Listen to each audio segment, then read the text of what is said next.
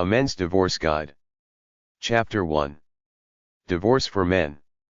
Divorce, man's POV. In general, men are conditioned to achieve and be winners, so divorce is simply another task where they didn't achieve the desired goal. They lost, they failed, so it hurts. Despite the media sensationalism about the new liberated sensitive male on talk shows, most men are still true to their stereotype: work hard as the breadwinner, don't talk about your feelings to your wife or even to your friends, which also hurts men after the divorce, because whereas girls talk about their divorces among their friends, you will rarely hear guys talk about their divorces much except to call her a bitch. Statistics show that 2/3 of all divorces are initiated by women who leave their Dudley husbands. Men are 8 times more likely to commit suicide after divorce than women. Men are more likely to get married quickly on the rebound than divorce again. If you get divorced, don't hold out for too much hope to get back with her, it's too late for that. You had your chance, you blew it. Stay cool for a while and give yourself some breathing space before you make another major move. The following is a cynical passage I wrote after talking to a recently divorced acquaintance of mine, 43 years old, who had to sell his business to pay off the divorce decree. This was his headspace at the time, edited through my words. Love can be a bitch, especially when it dies, as 50 to 60% of all relationships do, and the relationships that stay together are mostly dead anyway. The prospect of working hard all my life in the material realm, then having it split down the middle in a divorce court, doesn't appeal to me. I either want to be free to do what I want, going out with any number of girls I want, or live with someone without marriage. Divorce proceedings in a legal court are hell. I don't want the government in any of my business, much less my personal business. Marriage and divorce are 2 entities created by the system to bureaucratize the cohabitation process. I'm free by birthright, a totally free being with no interest in the government. They're a necessary evil to me. As Jesus said, give Caesar what's his and me what's mine. I stay on my side of the fence and deal with the government as little as I can, and this means marriage too. I'd just as soon live with someone with no marriage contracts, so that if it dies, we just move on in our own directions. Even if we had kids, I don't want to get involved with the government's version of love called the marriage contract. I'd just write up a will in case I died, and that'd be it. If we split up, we decide who gets what, not some judge in a courtroom somewhere. Commitment is a state of mind. I can fully commit without a marriage contract. Weddings are one of the biggest pieces of consumer brainwash around. Spend a lot of money on one day to supposedly capture some magical feeling. If 2 people really love each other, they don't need a wedding to enhance the feeling. It's either there or not. I don't believe in the formal institution of marriage. Living together, yes; marriage, no. Love is simply not the be-all, and all that the culture deifies it to be, then constantly tries to reinforce with all the love shows and movies on TV and all the stupid articles in frivolous women's magazines trying to make you feel inadequate if you're not in a perfect, lovey-dovey relationship. It's really all about sex, drugs, and anything else you want to do to live an easy, fun life. Incidentally, if you have a negative wife who nags at you, lashes out and hits you, install a secret video camera, tape her in the act, and you can use it in divorce court to avoid a big settlement, since she's the instigator, the one at fault.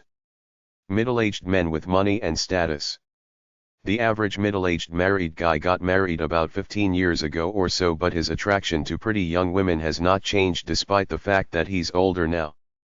He's still as carnal in the privacy of his mind as he was at 22 by virtue of the sex hormone testosterone flowing through his veins. If you married a guy when you were young and beautiful, then spent the last 15 years raising kids such that now you're more housewife than beautiful chick, you're apathetic about being romantic, you're frumpy, and you seem more interested in the kids, soap operas, and the house than being seductive with him, what do you expect? He's out there in the real world as a man with some status and money. He comes across sexy, young chicks looking for stable, older guys to marry all the time. They don't care that he's married. They know the current wife is a middle-aged hag by now. This is the way the game is played. The young girl knows the middle-aged guy wants somebody fresh, young, and new to last him for the rest of his life because this is his last chance. In 10 years, he will not be able to attract a young chick as a second wife anymore. He will be too old. It's a two-way street. The middle-aged guy is not getting any love at home, so he's looking around. Young girls who have had some experience with guys know that most under 30 are irresponsible dogs, so they're looking for an older guy with some money who can provide them a comfortable life, worship them like no young man can, and not play the head games most young men do because they're insecure about life in general and arrogant to boot. If you've been married to a guy 10 years or more and are raising his children, you had better not lose sight of the fact that he needs love, sex, and attention too. If you get frumpy, he's only human. The marriage is conditional in the average guy's mind on the fact that you respect yourself enough to try to look attractive to him and act romantic towards him. That's what the guy expects from you in exchange for working to provide for the family. If you violate this unspoken code, he will start to think about putting you on waivers and trading you for a younger model. As a middle-aged guy myself, I mourn for my lost youth, and if I get some attractive girl coming onto me and I got a frumpy wife at home, it's not a hard stretch to rationalize that divorce is common. You're a liability, time for a change for him since he does everything for the family anyway. Keep making an effort to look good, seduce your man and talk to him about his life day by day if you don't want him straying and ultimately leaving you. Men and divorce/men's rights. Hope for the best, plan for the worst. Men are often the most injured in the financial settlement. Men's rights are traditionally geared for equitable child's visitation, not custody.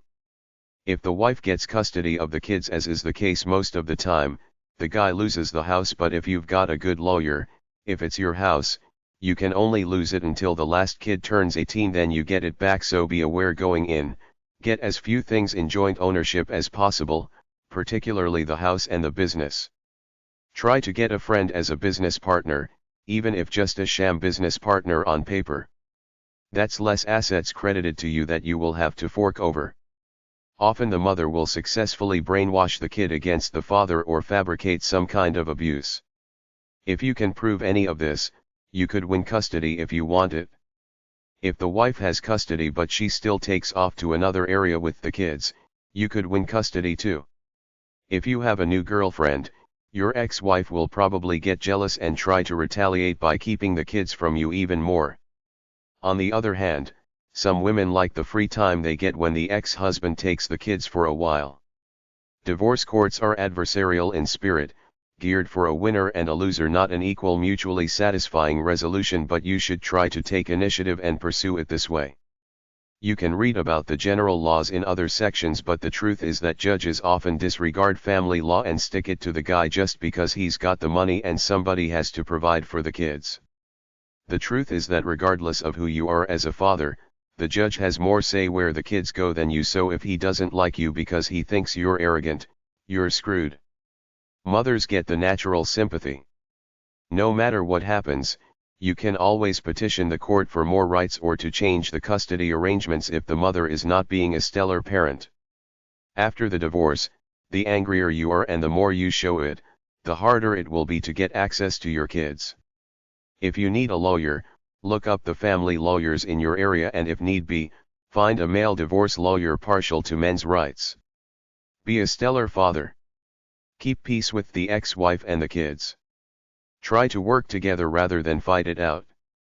If it comes to war, fight hard by exposing all her weaknesses, anything that makes her look like a bad parent, anything that makes her look bad like a slut, drunk, lazy, fat, smoker, mentally ill, bad health, criminal record, doesn't clean the house, has no marketable skill, etc.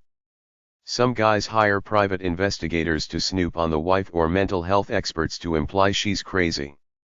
Wives are notorious for false allegations of abuse, namely sexual abuse. Whatever happens in court, accept it and move on. Petition the court in a year or so if you feel conditions are better for you or worse for her. If you kidnap the kids, you could end up doing a year or so in jail. The few cases I heard resulted in 6 months to a year in jail for the kidnappers who were the non-custodial parent of the kids. If you're not married but want custody or visitation with the baby, establish paternity with a DNA test. I don't know if men have the right to stop a girlfriend getting an abortion, but you have to be vigilant if you want to be with the child. Judges frown on an absentee father who waits a few years then comes in and says he wants visitation or custody. If the girl wants to give the child away for adoption, the father can come in, contest it and win sole custody.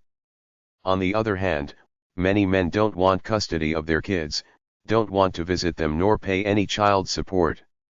There could be legal consequences if you don't pay, but if you don't visit, the only one you're hurting is the kid, many of who get screwed up without a father around. I've seen a case on TV where a son went to see his deadbeat dad who slammed the door in his face and called the cops to get him off the property. By the law of karma, there is a moral accountability if you bring children into the world. They're your responsibility. Domestic, family-type law books are at number 346 at the library, more specifically, hashtag 346.7101 or K539.2 or KF505. Try hashtag 346.730 or KF547 at the library for books about child custody.